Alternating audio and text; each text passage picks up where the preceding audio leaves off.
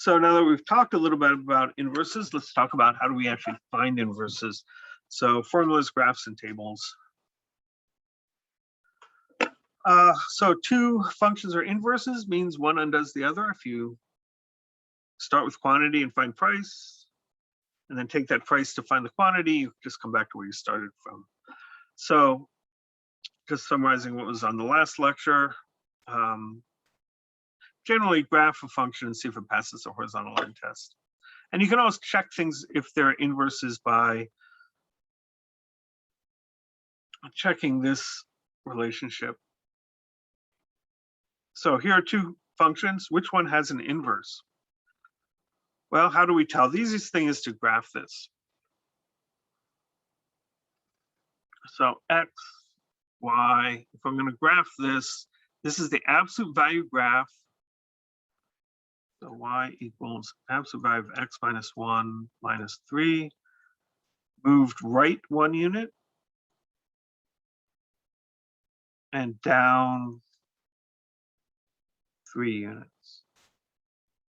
So 1, 1, 2, 3. 2 special points for my two special points for my absolute value function, and the absolute value function looks like this. Right? Does not pass a horizontal line test.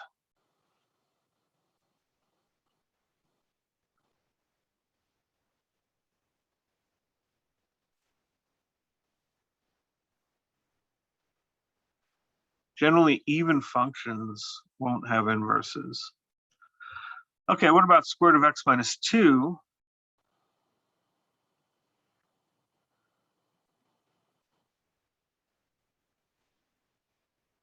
So this is the graph of square root moved right 2 units. So 1, 2, what are the points on square root? Would be those two, and so that's my square root function. And this does pass the H-line test, so it does have an inverse. So the formula for the inverse, solve for x. So we want a function that starts with the y's and give me x's. So I want a formula that tells me what x is if I know what y is. So I'm going to square both sides. Y squared equals x minus 2, and then add a 2 to both sides. Oh. So there's a formula for x. So what's the domain of this function? Is x be greater than or equal to 2? Right? What's the range? Well, it starts at 0 and goes up. So the range is y greater than or equal to 0. So this is the domain and range of that function. What about y squared plus 2 equals x?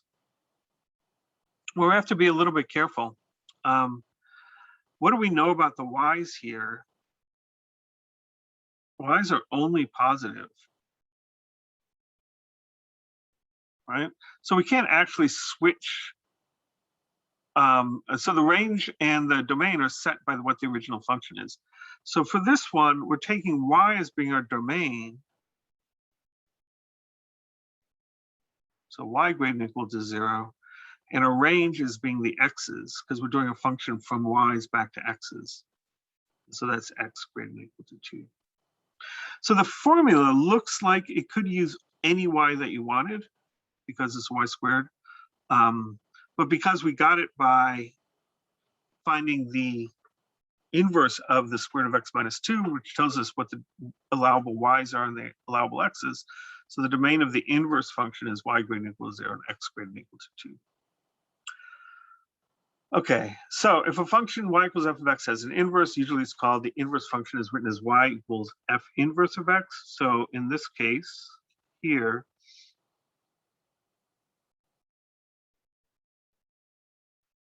the inverse function is x squared plus 2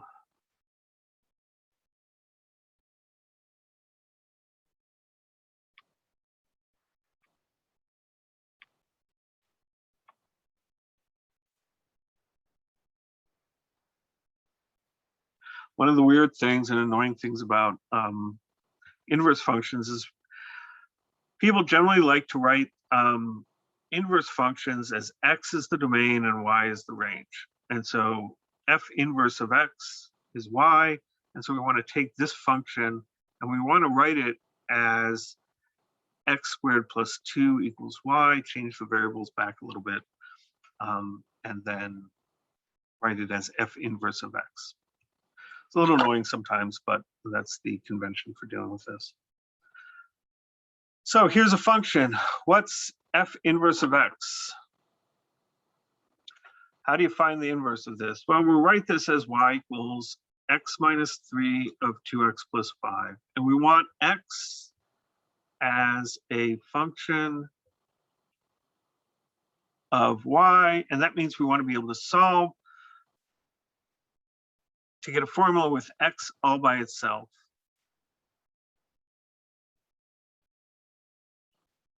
On one side of the equation. And then on the other side of the equation will be a formula involving just y.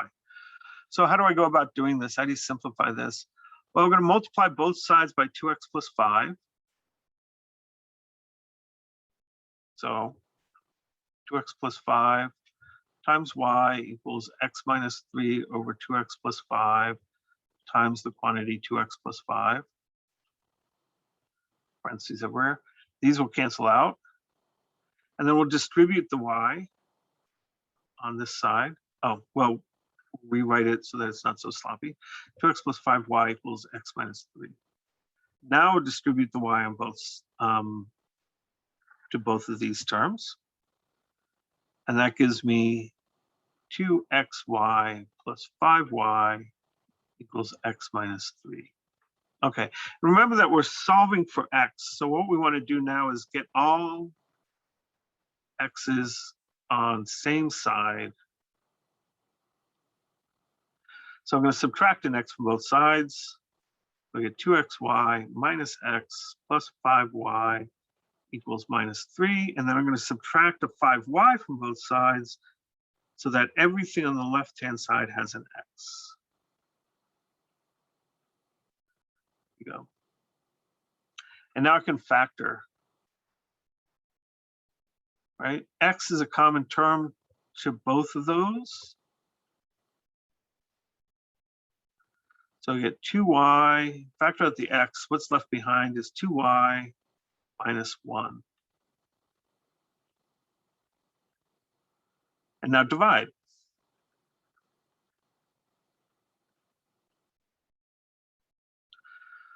So we get x over 2y minus 1, divide that side by 2 minus 1 equals minus 3 minus 5y over 2y minus 1.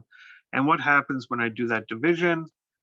The 2y minus 1's cancel, and I'm left finally with x all by itself and a function involving y on the right-hand side.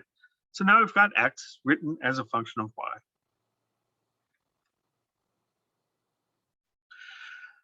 We often, again, like I said, like to change the variables back so that we have y's in terms of x's. And so we get that. Or we can use the notation that the inverse function to the function that we started with is minus 3 minus 5x, 2x minus 1. So this notation is saying that this function here, this formula, is the inverse function to this formula. How do I check if these are, if I did my math correctly? Well,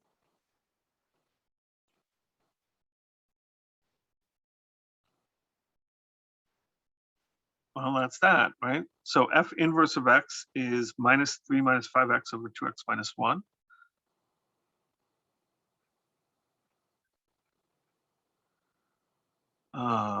Minus 3 minus 5x over 2x minus 1. F of x is written above, so f of f inverse of x is, you take this thing and you plug it in wherever there's an x.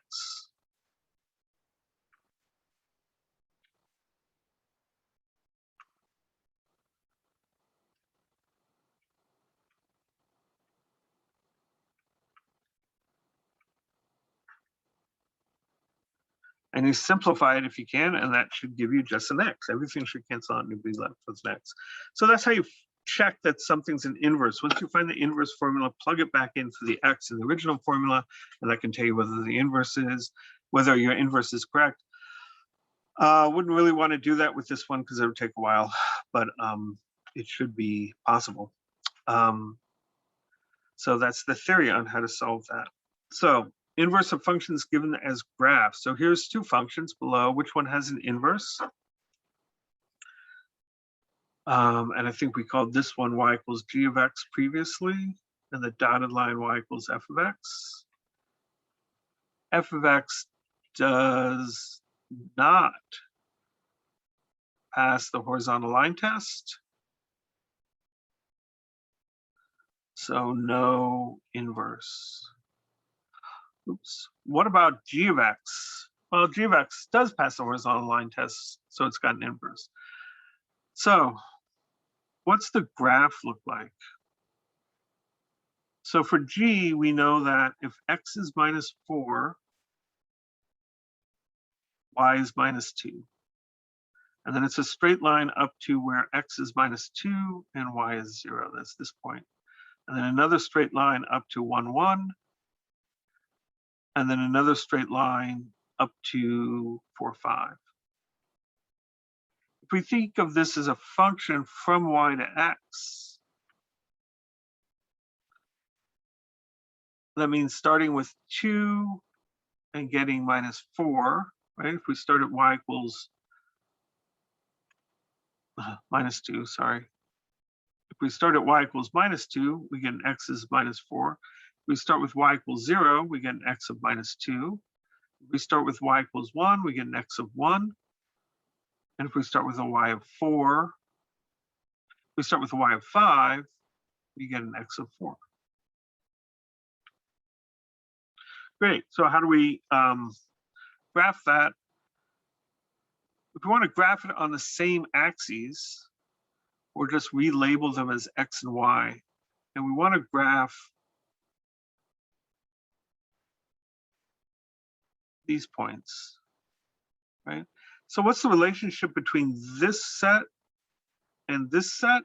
I just flipped the x and the y coordinates, right? So what an inverse function does is it flips your x's and your y's. Instead of going from x to y, you go from y to x. So instead of having the x coordinate as the domain, you end up with the y coordinate as the domain.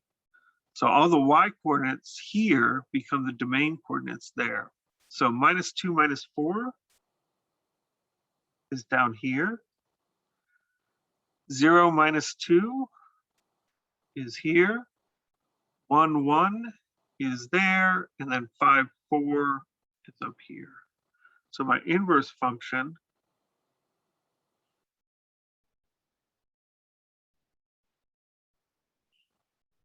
I don't know why I can't get this to go there. Having trouble drawing. And then up to there. So there to there back down to here, and then here back down to here, although for some reason I'm having troubles with that last one. So there's a geometrical relationship here. If I draw in the graph y equals x, all I did from the original graph was just flip it over that line. If I take a point on the original graph and flip it over the line y equals x, I get a point on the inverse. But this point to there, this point to there, this point to there. So what did I do? I took the point that's 4, 5 on the original graph, and I plotted the point that's 5, 4 on the inverse graph. Flip the x and the y. The point -2, 0 on the original graph becomes the point 0, -2 on the inverse graph. The point -4, -2 on the original graph becomes the point -2, -4 on the inverse graph. And finally, 1, 1, if you flip the x and the y, you get the same thing. So that's on both graphs. So that's the relationship between the graph of a function and its inverse.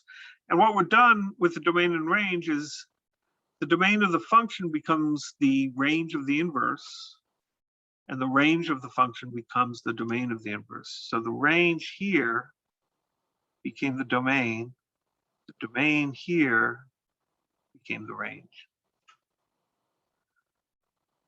So finally, if a function is an inverse, has an inverse, the graph of the inverse is the original graph flipped over the line y equals x. And finally, a little bit about inverses in tables. So here's a table. How do I know this function has an inverse that it passes the horizontal line test? There's no repeats in the y column, right? 3, 4, 2, 0, 1, no repeats. So I can switch the y and the x, 3, 0, 4, 1, 2, 2, 0, 3, 1, 4, right? Now I've got x's as functions of y's. And finally, to write down y equals f inverse of x, we switch the y and the x labels, go back to x and y. I'm going to put these in order, right? 1, 0, 1, 2, 3, 4. 0 goes to 3, 1 goes to 4, 2 goes to 2, 3 goes to 0, 4 goes to 1. So this function is the inverse function to this. How can we check that? Well, what's f of f inverse of x? That should be equal to x for an inverse function. So if I take, 0 goes to 3, that's f inverse of that. Where does 3 go to? 3 goes back to 0. Good. 1 goes to 4, 4 goes to 1. So we started at 1, we went to 4, and then we came back to 1. 3 goes to 0, 0 goes back to 3. So no matter if I do the composition of f inverse and f, no matter which number I start with, and I do the composition, I always come back to the number that I ended with. So it is, in fact, an inverse. So are these inverses?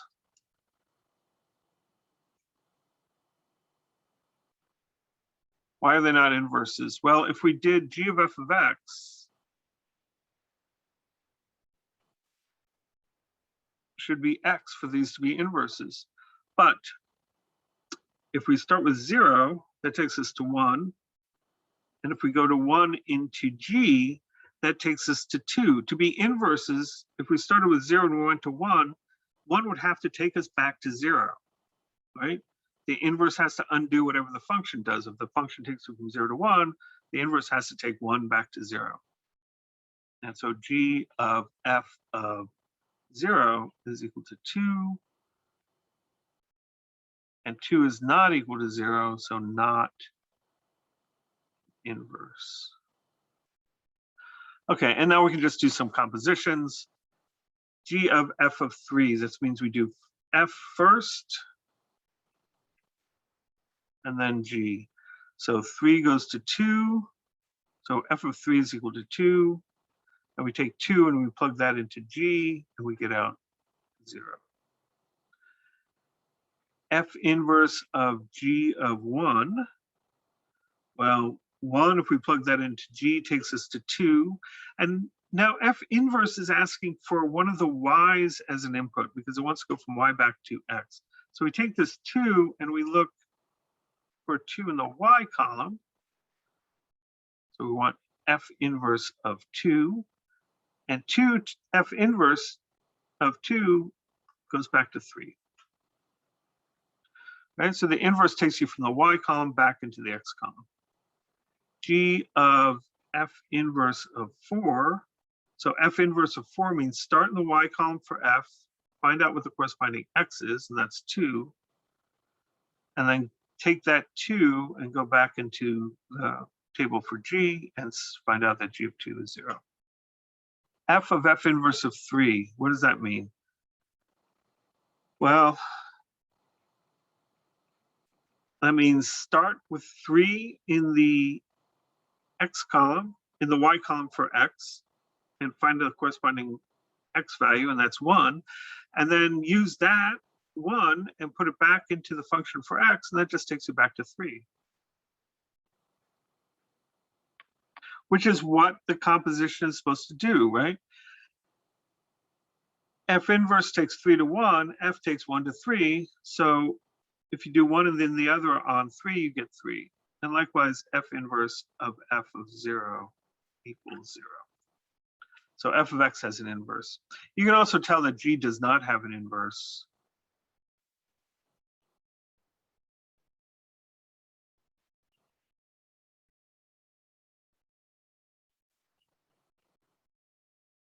because you have repeats in the y column. There's a pair of 2s, so if you can go back from your y's to your x's, well, if y is 2, what's x? Is it 0 or 1? And that kind of a choice means that it's not a function. So in conclusion, the idea behind inverse is switching x and y and see if you get a function. If you do, it's what we call the inverse function.